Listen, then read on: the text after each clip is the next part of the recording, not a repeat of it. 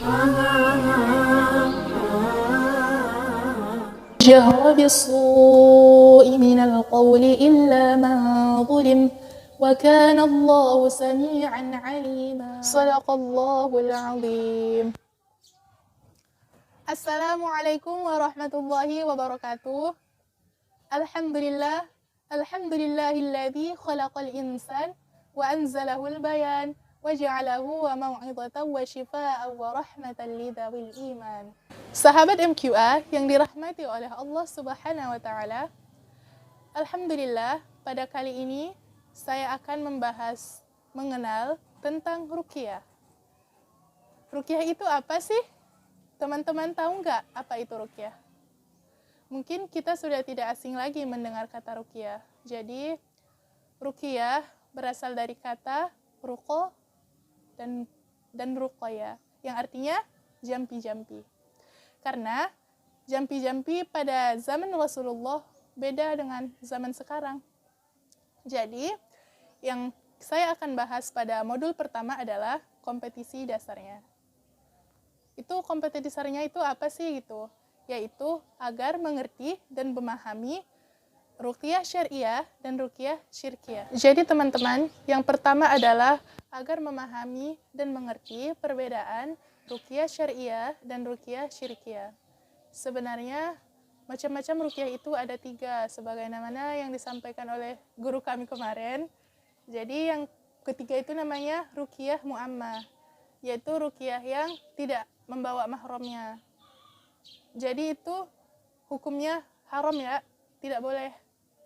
Karena kenapa bisa haram? Karena itu hanya ada pasien dan yang si peruqyah yang ada, dan hanya berdua saja gitu, sehingga menyebabkan khalwat. Contoh ruqyah mu'ammah itu misalnya seperti ini.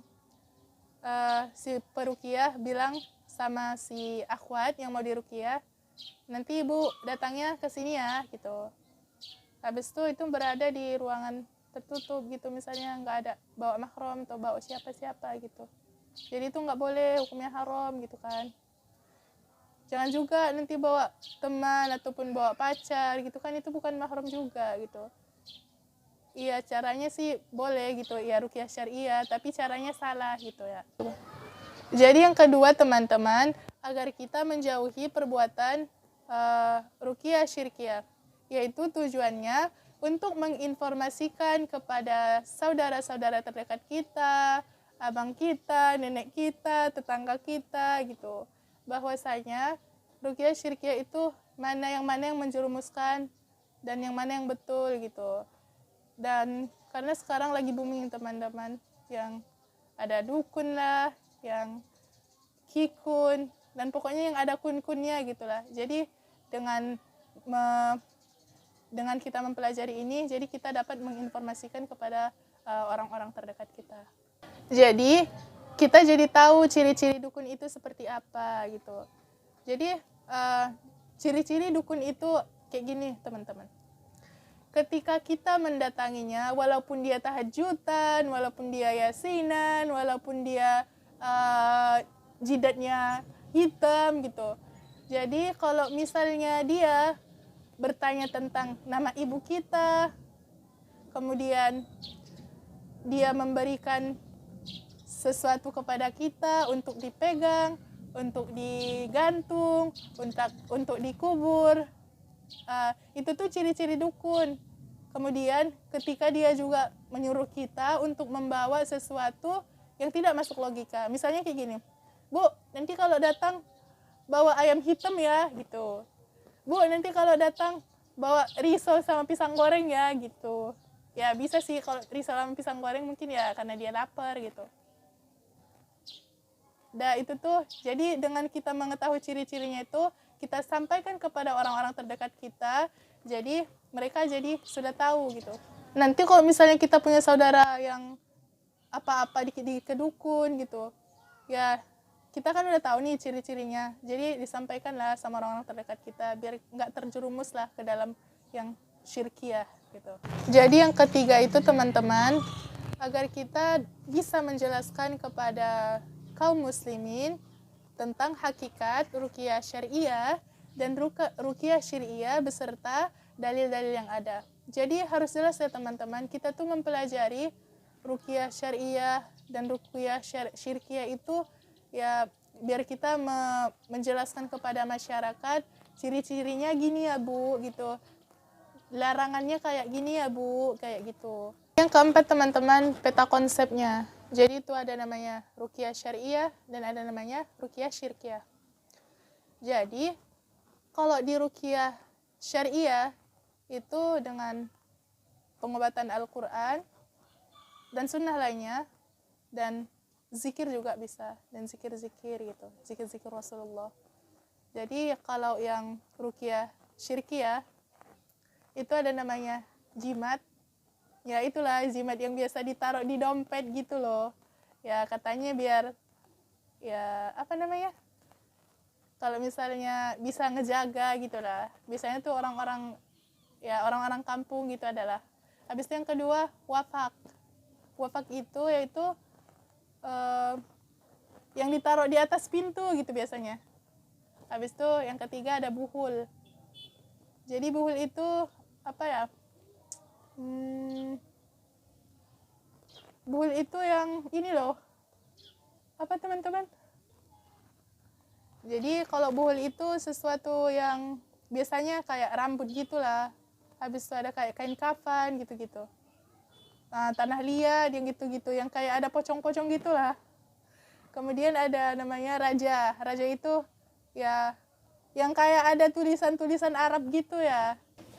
Jadi yang kelima teman-teman, untuk mengetahui tujuan dari ruqyah syariah itu apa gitu, yaitu untuk mengobati, mencegah, dan menghilangkan penyakit atau gangguan itu, baik pada diri sendiri ataupun pada diri orang lain, baik berupa medis ataupun non-medis. Bukankah Allah berfirman dalam surah Al-Isra ayat 82 yang berbunyi, A'udzu billahi minasy syaithanir rajim wa nunazzilu minal qur'ani ma huwa syifaa'un wa rahmatul lil mu'minin. Dan Allah menurunkan Al-Quran sebagai penawar dan rahmat bagi orang-orang yang beriman. Dan di dalam surah Ar-Ra'd juga Allah sebutkan, yang artinya kayak gini, yaitu orang-orang yang beriman, dengan mengingat Allah hati mereka menjadi tentram, dan ingatlah, hanya dengan mengingat Allah hati menjadi tentram. Quran surah Ar-Ra'd ayat 28. Jadi dari dalil tersebut, itu kan global ya. Jadi teman-teman, bacaan ruqyah itu harus berdasarkan dengan Al-Quran dan bacaan-bacaan sunnah Rasulullah SAW, karena ini merupakan perbuatan yang syar'i yang pernah dicontohkan oleh Rasulullah dan para sahabat-sahabatnya. Jadi seorang mukmin haruslah sadar bahwa Al-Quran adalah sebagai penyembuh. Jadi seorang mukmin haruslah yakin dan kembali kepada Al-Quran bahwa Al-Quran adalah sebagai asyifa atau penyembuh. Jadi seorang peruqyah haruslah yakin bahwa dengan melalui Al-Quran itu akan sembuh. Dan begitu juga dengan orang yang diruqyah, dia itu harus yakin bahwa Al-Quran itu adalah penyembuh. Yang keenam teman-teman, pentingnya ruqyah syariah. Menurut teman-teman, penting nggak sih ruqyah syariah itu? Ya, otomatis pasti penting ya kan? Apalagi di dunia yang sekarang ini penuh dengan banyak sekali fitnah. Dari berbagai kondisi ya seperti ain, sihir dan lainnya. Maka teman-teman, senantiasa kita haruslah waspada terhadap sihir ain ini, karena ain ini juga banyak sekali macam-macamnya. Ada ainul jinsi, ainun nafsi, hasad dan macam sebagainya. Karena kita tidak bisa menemukan obatnya di tempat-tempat pada umumnya. Jadi haruslah diruqyah, yaitu dengan ruqyah syariah. Nah, memang sih semua penyakit pasti ada obatnya gitu. Tapi kita sebaiknya harus waspada dengan itu, karena itu penyakit-penyakit yang penyakit dalam gitu. Sepertinya kalau di apotik-apotik gitu nggak ada lah ya gitu kan. Kemudian terkait ruqyah massal. Setelah mendengar kajian kemarin, saya baru tahu bahwa ruqyah massal itu tidak boleh ya, gitu. Kemudian terkait dengan minta diruqyah sama meruqyah itu boleh nggak gitu.